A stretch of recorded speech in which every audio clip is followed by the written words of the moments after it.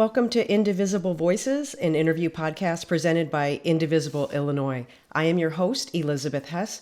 My inaugural guest is the Congresswoman from the 13th Congressional District, Nikki Budzinski, to talk about the issues we face at a federal level, as well as topics in her district in Illinois. Thank you so much for joining me today, Congresswoman. Thank you for having me, Elizabeth. It's so great to join you. Before we get into some of the issues that we're going to discuss, can you just give me a little background about yourself and where you grew up? Well, I'm originally from Peoria, which is just outside of the district, actually. But as you probably know, I'm a very proud Illini. I actually come from a long line of Illini. My grandparents met at the Illini Union when my grandfather was working as a clerk. She was in the line to pay for her lunch, didn't have enough money. He covered her.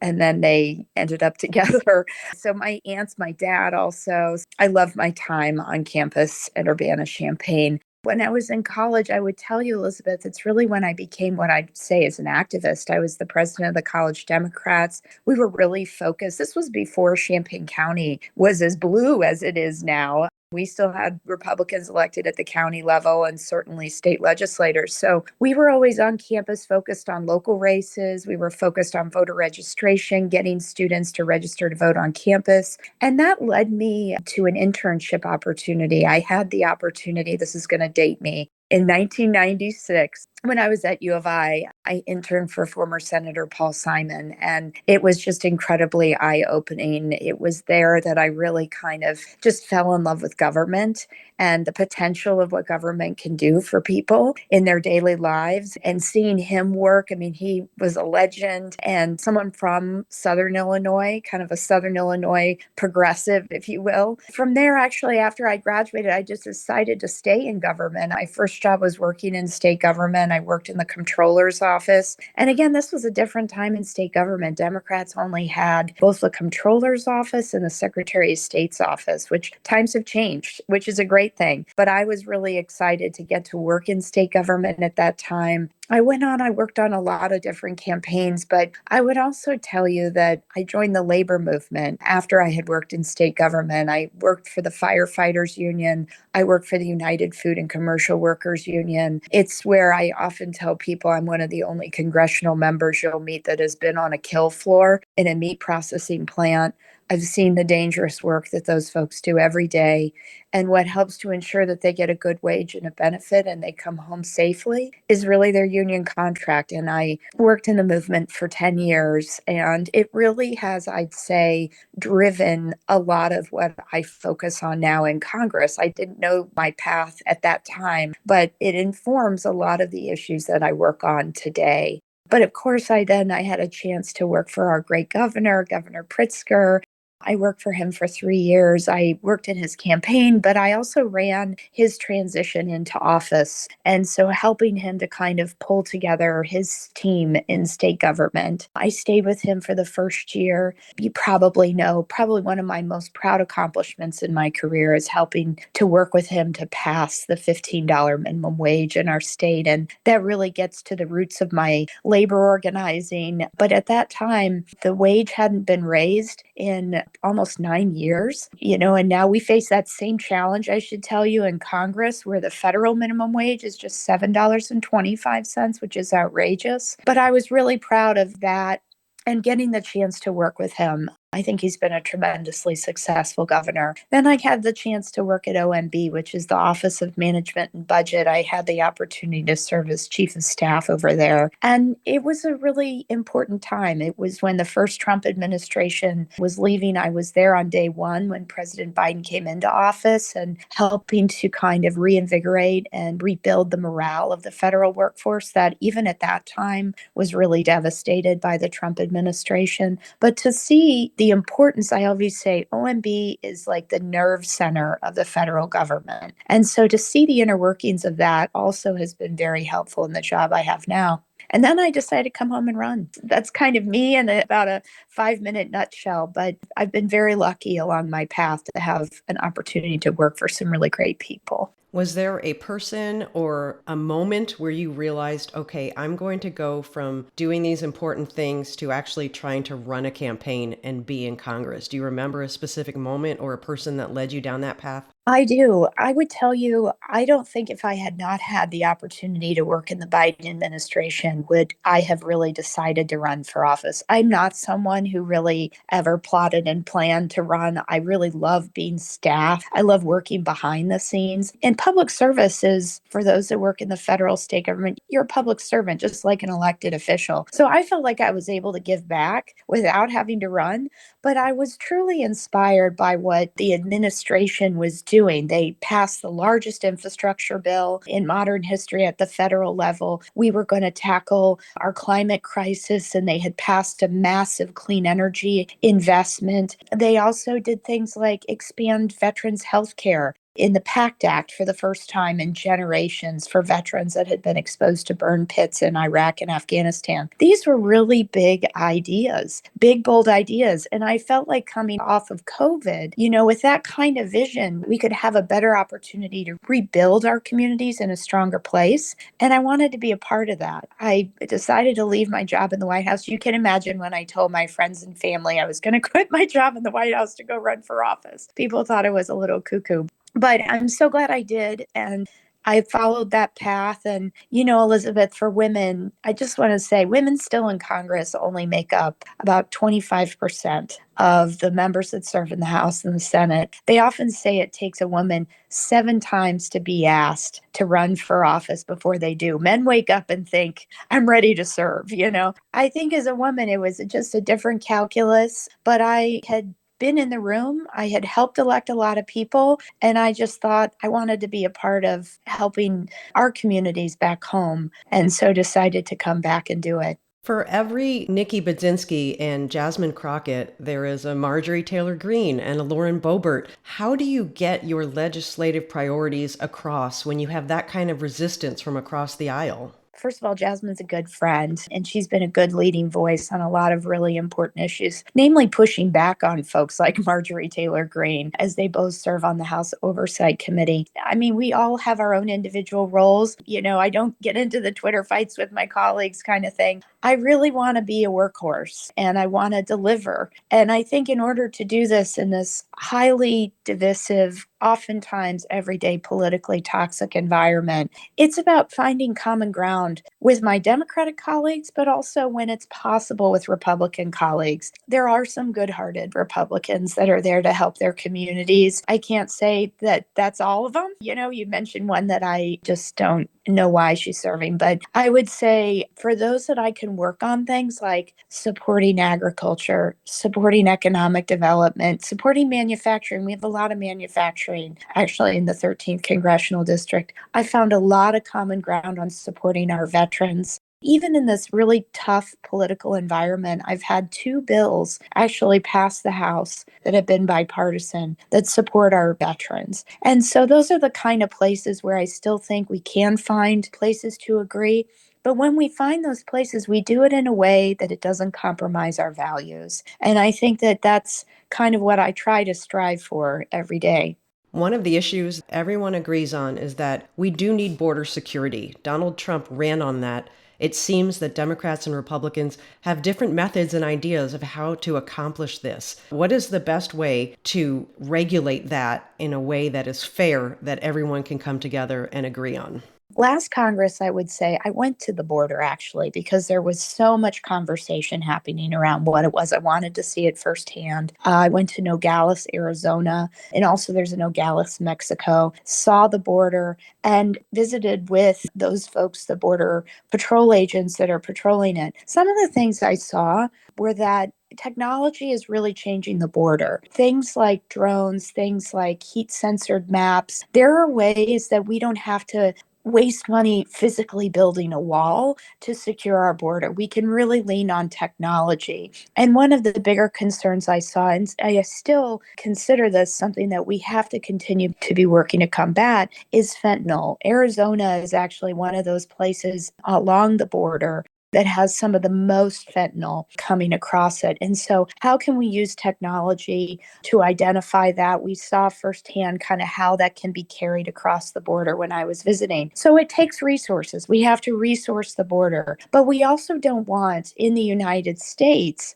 we don't want our immigrant communities living in fear every day of a masked ICE agent pulling them up off the street without due process.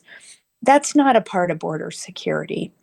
And I think that what we really need to do is fix this immigration system. The issues at the border that everyone has been so focused on, I would argue, are a symptom of the larger problem. There are a lot of people at the border during the Biden administration in particular were claiming asylum. And asylum is really something that should only be used in situations like in Afghanistan, in Venezuela, where people are literally fleeing for their lives because of political persecution. But what was happening at the border is a lot of people were using our asylum system as a way to come into the United States in search of better economic opportunities. And we want people to be able to come into our country legally. Well, let me just say the Trump administration has, I think, very cruelly and cynically completely shut down both our asylum system and our refugee system, not trying to fix it, just shutting it down.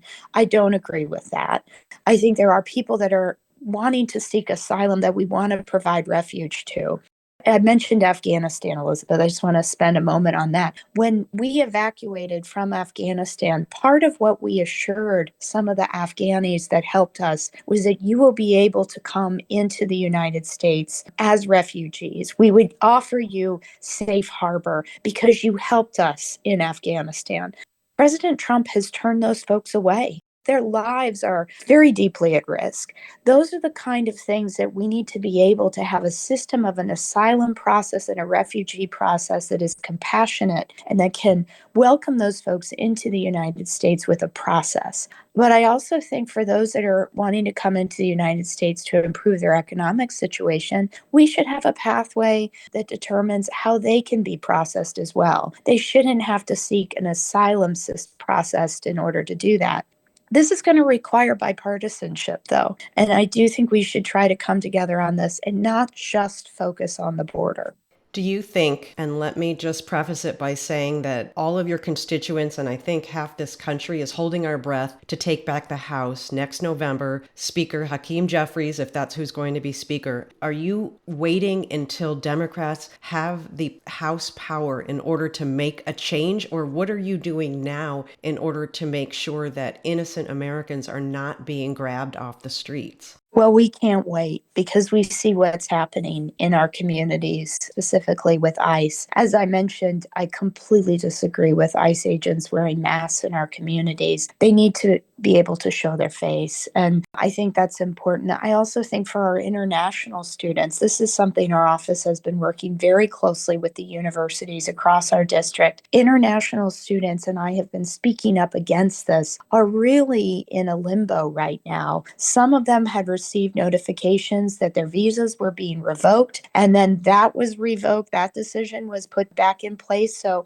they're in this weird limbo of, am I welcome here? Am I not? And for these international students that learn and go to our engineering school, they're getting a great education. Why do we want them to all leave after we've trained them? I'm just using engineering as one example because we have such a great engineering program, but that's just one. So I've been trying to work with our universities around providing support to our international student community. I also want to say, as it relates to DHS, to the Department of Homeland Security, my good friend Congressman Gabe Vasquez and I have co-sponsored, introduced legislation to really create more transparency around the Department of Homeland Security. If someone has been taken into custody, we should be able to know where they were taken into custody, why they were taken into custody, what due process rights are they being provided? And that legislation that Gabe and I have introduced would really get to those questions. The second is, I've signed on to two important amicus briefs to push back on the administration's positioning on immigration. One is against the detention of Abrego Garcia. That was outrageous. He had actually come before a court in 2019 that had said, yes, we understand you have fled persecution. You are here in the United States legally. And then we see a few years later, DHS completely ignore that court decision and deport him. I very much disagreed with that. And then obviously, this is weighing on all of our hearts what is happening with birthright citizenship, with the Supreme Court's recent decision last week, which basically could create a two-tiered system in our states. 28 states could potentially go along with eliminating birthright citizenship. Obviously, we live in Illinois. We're not one of those states, thank goodness. But 28 states have actually sent signals that they might be looking at revoking that. And what happened with the Supreme Court's decision is they deferred to lower court decisions, but said that lower court decisions cannot be applied nationally. So basically, what that means is it leaves it up to a state by state case how your state will determine an interpretation of birthright citizenship. I feel like the Supreme Court is all over the place in terms of how they implement their decisions. They want things to be state by state until they want it to be federal, and they pick and choose based on who's in power. Absolutely. I mean, they're for states' rights when it's convenient to their end goal, and then they're for federalism when it doesn't suit their purposes. This is a very, very conservative Supreme Court. We've seen these decisions that I just mentioned come down 6-3. This is not close, and it's reflective of the fact that there is a balance on this court. And what is further scary about the decision that does impact birthright citizenship is also their decision to give even more authority to the executive branch, to President Trump, emboldening him with his executive orders. I think we've all been very, very fearful of how these executive orders have rolled out, but we've been comforted, I think, by the fact that some courts have really pushed back to limit that. What the Supreme Court has said is that might not any longer be the case. He has authority to set these very wide sweeping decisions through executive order,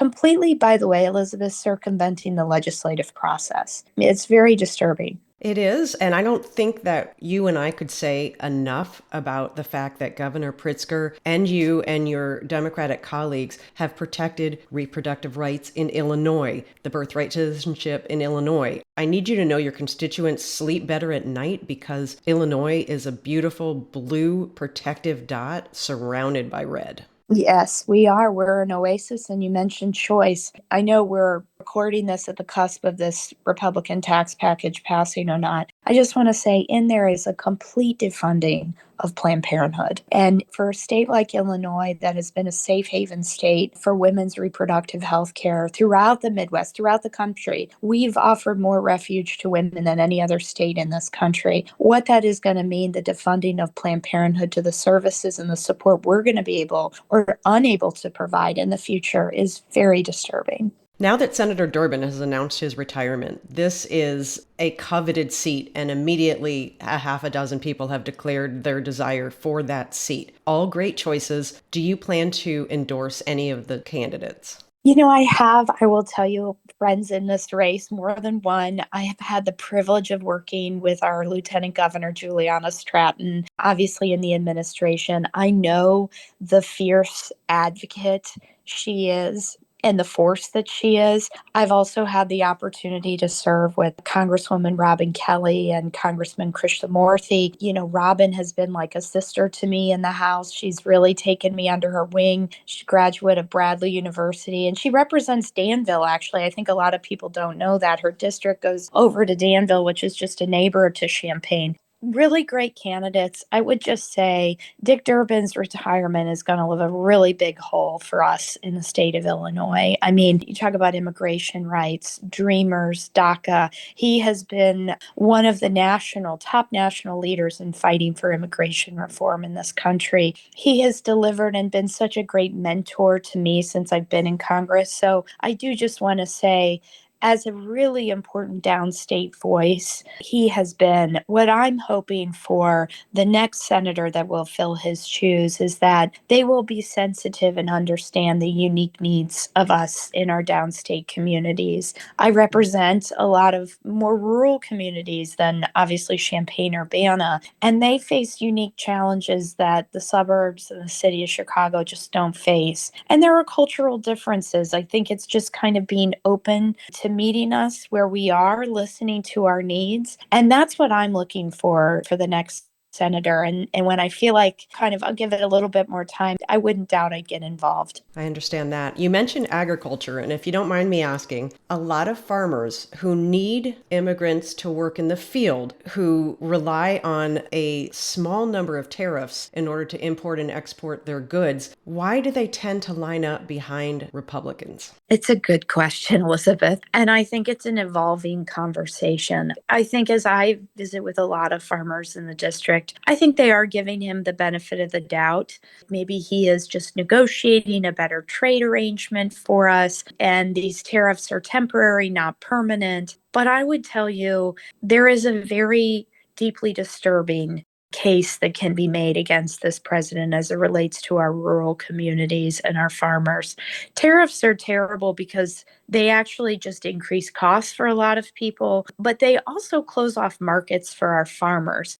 We're number one corn exporter in the country, the state of Illinois is. So we like to export to other markets. If our corn becomes more expensive than another country like Brazil, some of our competitors will offer cheaper produce, we're going to lose those markets. It will be very difficult to get them back. And I say that for both corn and soybean. I also think your point about labor, a lot of when I visit, I represent on the western side of the district, Collinsville, which is the horseradish capital of the world.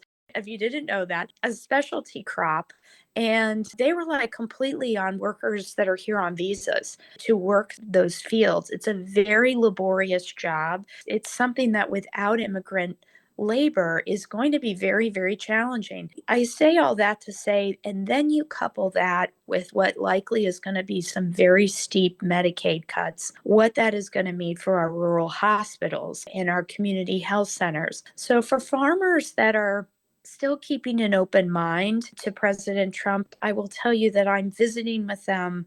I am trying to educate, trying to make sure that they know all of how this is all interconnected and how it's going to negatively impact them. It is tariffs, it is immigrant labor, but it's also what's happening at the USDA. Some of the things that the USDA, which their staff has been severely cut under Doge or whatever, and not just that, but USDA has eliminated some of their really successful programs like Solo Gratia in Urbana. They had provide through the local food purchasing agreements opportunities for them to sell their locally produced healthy foods to others like the Martinelli Market in Champaign. And it helped us get healthy food sources through this USDA program. That program has been canceled. This is really going to be, I hate to say this, I feel like more pain is ahead of us before this gets better, but I am working to try to educate. I appreciate that. Just two more questions before I let you go. I know you can't comment on an ongoing investigation, but you were allegedly a target of the man who assassinated the legislator and her husband in Minnesota. Do you often get threats that need investigations? Us constituents know that the rhetoric is high, but we don't know what goes on behind the scenes. Does this happen often? Yeah, we do. Even before this tragic shooting, which let's just say what a horrific tragedy that was for Speaker Emerita Holman and her husband, and then the state senator as well, and his wife. So, threats are something that we obviously take very seriously. We coordinate very closely with our local sheriff's offices and with Capitol Police whenever we get a threat, even if the threat comes in any form, whether it's on social media, it's in an email. We report all of that so that we have good coordination between our local police and the Capitol Police. A lot of my public events, we do have a police presence at them. And I will say, since Minnesota, we're making sure that that's the case. Oftentimes in parades, if nothing else, it's just visibility. So people know that law enforcement are there should anything happen. And obviously, we hope it never, ever does. I just would say, Elizabeth, the political toxicity and the language that we use against each other, it really has an impact. I think for all of us to try to, even though we care so deeply and passionately about these issues, find a way to more civilly communicate with each other, I think it will lower the temperature and create more civility, which we need. Last question before I let you go. Some of your constituents don't feel you are progressive enough. Some feel that you aren't modern enough. There is a reason that most of us don't run for office because we aren't able to be as diplomatic as you are. How do you address both sides of that complaint? I'd start out by just saying something that Speaker Pelosi always says about us as the Democratic Party, at least, is, diversity is our strength, but unity is our power. There are a lot of opinions, and I often say that the 13th district is very representative of the Midwest in general. I mean, we have great university towns, we have manufacturing, we have farmers, we have veterans, etc.